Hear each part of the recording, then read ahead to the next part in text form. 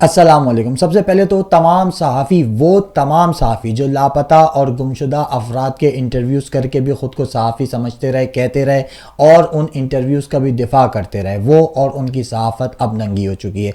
नंगी तो खैर पहले भी हो चुकी थी, लेकिन पहले वो कहते थे कि जी हमें क्या पता, गुमशुदा शख्स खुद हमारे घर की घंटी बजाता है और कहता है कि मैंने इंटरव्यू देना है, इमरान खान के ख़िलाफ़ पार्टी छोड़नी और हम मासूम गैर जानिबदार ईमानदार सहाफ़ी उसका इंटरव्यू ले लेते हैं, क्योंकि ये हमारा सहाफ़ती फरीज़ा भी है। अब वो ये नहीं कह सकते, क्योंकि इमरान खान के ख़िलाफ़ अगर मैं गलत नहीं हूँ तो सबसे पहले इंटरव्यू देने वाले उस्मान डार ने कामरान शाहिद के बीच चौक पर कपड़े उतार दिए। हुआ ये कि उस्मान डार के घर रेड होने के बाद उनकी वालदा ने इल्ज़ाम लगाया इसका ख्वाजा आसिफ पर। फिर अचानक उस्मान डार मंजर आम पर आए और उन्होंने भरे मजमे में ख्वाजा आसिफ को बेगैरत का लक़ब भी दे डाला। अब मांगती रही, मेरी माँ को इंसाफ नहीं मिला इस मुल्क में, आज आप बैठे हैं इंसाफ के मनसब पे। मैं उम्मीद करता हूं कि आप मेरी माँ को, मेरी घर की औरतों को इंसाफ दिलाएंगे। आखिर में सियालकोट के मीडिया की वसातत से मैं ख्वाजा आसिफ को एक पैगाम देना चाहता हूं, और मेरा ये पैगाम ख्वाजा आसिफ तक आपने पहुँचाना है। कान खोल के सुन लो ख्वाजा आसिफ, जिस बगैरती और जिस बेशर्मी पे तुम उतरे हो, हिम्मत करो, इहलाकी जुर्रत का मुजाहरा करो, इलेक्शन के मैदान में मेरी माँ का मुकाबला करो 8 फरवरी को। उस्मान डार अपनी माँ के साथ खड़ा है और मैं देखूंगा इलेक्शन में कि मेरी माँ के साथ कौन जुल्म करता है। मैं यही ऐलान करने आया था कि मैं अपनी माँ के साथ खड़ा हूँ। अगर तुम में गैरत है, बगैरत शख्स, तो आना, भागना नहीं इलेक्शन में। बेगैरत का लक़ब पाने के बाद ख्वाजा आसिफ का रद्द अमल भी आना ज़रूरी था और आया। तो उन्होंने कहा जो शख्स टीवी पर बैठकर उस लीडर के खिलाफ गवाह बन जाए जिसकी खुशामद में कुफर की हद को छू जाता था, उसके शर से मैं कैसे महफूज रह सकता हूँ। मैंने उस्मान डार की वालदा को प्रेस कॉन्फ्रेंस में बहन कहा है और इस रिश्ते के तकद्दुस का पूरा एहतराम है। सब छोड़ो, पहले तो ये बताओ कि उस्मान डार ने कब इमरान खान के लिए ऐसे जुमले कहे जो कुफरिया हों। क्या उस्मान डार ने कहा था कि इमरान खान का इस्तकबाल हज से बड़ा सवाब है? बिल्कुल नहीं। क्या उस्मान डार ने कहा था कि जो इमरान खान का इस्तकबाल करने एयरपोर्ट चलेगा उसको जन्नत के टिकट मिलेंगे? बिल्कुल नहीं। क्या उस्मान डार ने माज़ल्ला नाउज़ुबिल्ला अपनी या अपने घर वालों की मिसाल अहले बैत अलैहिस्सलाम के घराने से दी थी? चलो ये देख लेते हैं। जो इस्लामी किताबों में जो इस्लाम की हमने तालीमात हासिल की हैं, उसमें मुझे वो मंजर मेरी आंखों के आगे आ गया जब हमारे नबी, प्यारे नबी हजरत मोहम्मद सल्लल्लाहु अलैहि वसल्लम जब खाना काबा में नमाज अदा करते थे, तो जब वो सजदे में जाते थे, कुफार क्या करते थे?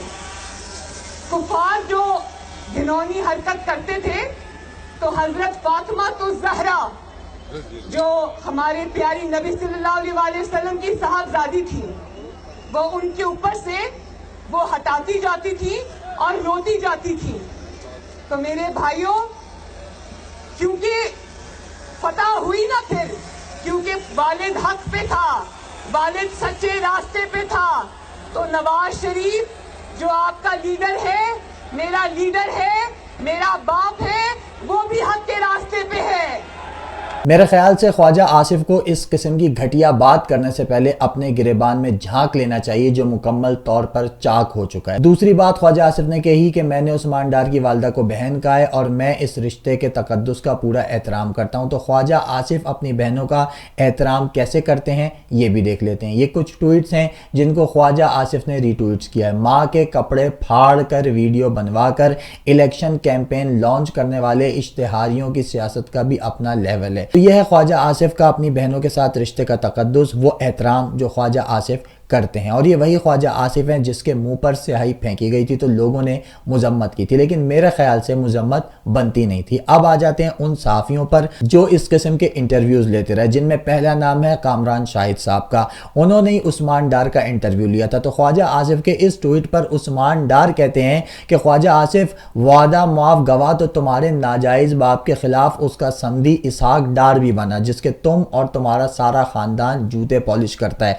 और रही बात मेरे टीवी प्रोग्राम की, तो वो सारा पाकिस्तान जानता है कि उस प्रोग्राम की हकीकत क्या है। यानी कि उस्मान डार ने इनडायरेक्ट या डायरेक्ट कह लें अपने ही इंटरव्यू को न सिर्फ डिसोन कर दिया बल्कि ये भी बता दिया कि वो इंटरव्यू कैसे हुआ था, उसके पीछे वजूहात क्या थी। तो वो सहाफ़ी जो ऐसे इंटरव्यूज़ लेने में मुलव्विस रहे, आगे रहे, उनकी सहाफ़त यहाँ मुकम्मल तौर पर नंगी हो चुकी है। मेरी तरफ से कौम के सामने इल्मी, फ़िक्री और सहाफ़ती तौर पर मुकम्मल नंगा होने पर कामरान शाहिद साहब को बहुत बहुत मुबारक हो। मैंने किसी व्लॉग में शायद कहा था कि वक्त गुजरने दो, सब मुंह खोलेंगे, सब बताएंगे, सब वापस आएंगे। बहरहाल इसके बाद बात करते हैं सियासत की, तो कोई और नहीं बल्कि नवाज शरीफ के इंतहाई करीबी लोग भी मौजूदा सियासत और सियासी निज़ाम पर थूक रहे हैं, लानत भेज रहे हैं और अपने ही कायद को सरेआम रुसवा कर रहे हैं, जिनमें पहला नंबर आता है शाहिद खाकान अब्बासी का। उन्होंने न सिर्फ इंतखाबात में हिस्सा न लेने का ऐलान किया है बल्कि वजह भी बताई है।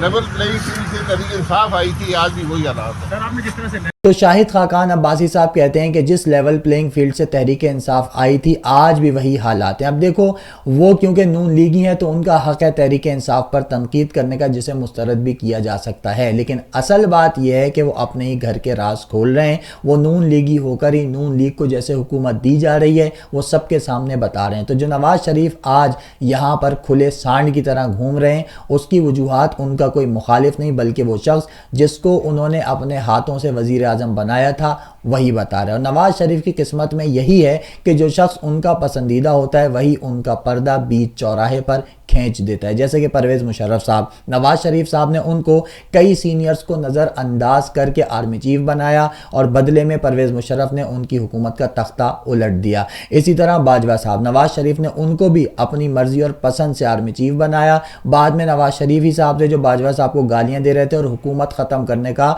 जिम्मेदार भी ठहरा रहे थे। साबिक चेयरमैन नैब जावेद इकबाल साहब नवाज शरीफ और पीपल्स पार्टी की मर्जी से चेयरमैन नैब बने, बाद में उनको भी विलन बना दिया। साकिब निसार साहब जो कभी नवाज शरीफ साहब के पसंदीदा जज थे, जिन पर कुछ लोग कहते थे कि नवाज शरीफ साहब ने नवाजिशात भी की थी, लेकिन बाद में इन्हीं साकिब निसार साहब की वजह से नवाज शरीफ नाअहल हुए। खैर, नवाज शरीफ साहब पाकिस्तान वापस आकर भी खुश नहीं और इसकी वजह भी उनके पसंदीदा सहाफ़ी बता रहे हैं। शेख रशीद साहब का इंटरव्यू करने वाले मुनीफ फारूक साहब, वो कहते हैं कि नवाज शरीफ को हर गुजरते दिन के साथ ये एहसास हो रहा है कि ये वो पंजाब नहीं जो वो छोड़ कर गए थे। नून लीग को इस बात का बखूबी अंदाजा है कि पीटीआई अगर किसी जगह से नून लीग से आगे नहीं है तो पीछे भी नहीं है। अब नून लीग के लिए देहाती हलकों में भी वो सूरत हाल नहीं है जो 2018 में थी। तो नवाज शरीफ साहब जिस पाकिस्तान में वापस आए हैं वो अभी तक नया पाकिस्तान ही है जो उनके लिए तब्दील हो चुका है और उन्हें इस नए पाकिस्तान को अपने हक में करने के लिए बहुत कुछ करना है। और क्या कुछ करना है ये मुझे मालूम नहीं, मगर करना पड़ेगा, जो कि अगर फरवरी में इलेक्शन हुए तो नामुमकिन नजर आ रहा है। और जो सबसे बड़ा मसला नवाज शरीफ को दरपेश है वो बयानिए का है। उनके पास अभी तक कोई बयानिया नहीं। वो हर दूसरी मीटिंग में अपने पहले बयानिए की, पहली बात की, पहले बयान की नफी कर रहे हैं। लंदन से पाकिस्तान आने से सिर्फ कुछ दिन पहले तक वो जिम्मेदारों के एहतसाब की बात कर रहे थे। पाकिस्तान आकर उन्होंने लाहौर जलसे से खिताब करते हुए सब कुछ अल्लाह पर छोड़ दिया। जब बहुत ज्यादा तनकीद होने लगी तो फिर उन्होंने किसी मीटिंग में बैलेंस करने के लिए कहा कि जी माफ तो कर दिया लेकिन सवाल तो होना चाहिए। इसके बाद जो आखिरी खिताब किया उसमें सब कुछ वो छोड़ छाड़ इमरान खान पर आ गए और इमरान खान से होते हुए अपने खानदान पर आ गए कि मुझे मेरे बेटे से तनख्वाह ना लेने पर निकाल दिया गया।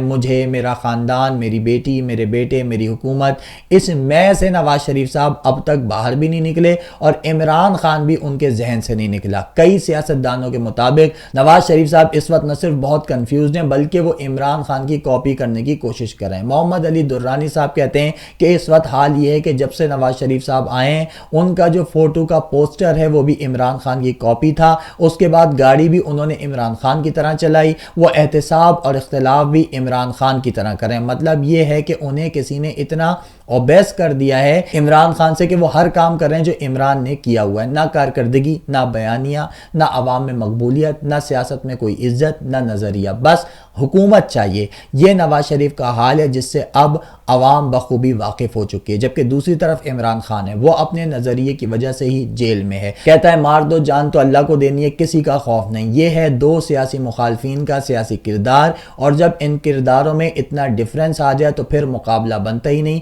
जिसकी मिसाल ये सर्वे है। 7 करोड़ वोटर का सूबा पंजाब, जहां मकबूलियत के लिहाज से तहरीक इंसाफ 60% और नून लीग 25%, जबकि दीगर सियासी जमातें 15% पर हैं। तो सोचें फिर इलेक्शन में क्या हाल होगा। बस यही वो खौफ है जो नवाज शरीफ को इलेक्शन में जाने से रोक रहा है। इसी वजह से इलेक्शन में ताखीर की खबरें भी आ रही हैं, मजीद तजावीज़ भी दी जा रही हैं, लेकिन अब तक सुप्रीम कोर्ट और इलेक्शन कमीशन के मुताबिक इंतखाबात 8 फरवरी को ही होंगे। तो देखते हैं कि अगर इलेक्शन 8 फरवरी को होते हैं तो पीटीआई के लिए कौन सा प्लान तैयार किया गया है। बातें तो बहुत सी हैं, बहुत कुछ मैं बता भी सकता हूं, लेकिन अभी तक उनकी कंफर्मेशन नहीं है, इसलिए फिलहाल उन बातों को अभी बताना कबल अज़ वक्त है। अब तक के लिए इतना ही। अगर आपने मेरा फेसबुक पेज लाइक नहीं किया तो लिंक डिस्क्रिप्शन में मौजूद है, उसे लाइक कीजिए और मेरी वीडियोस को फेसबुक पर ज़रूर शेयर कीजिए। अल्लाह हाफिज़।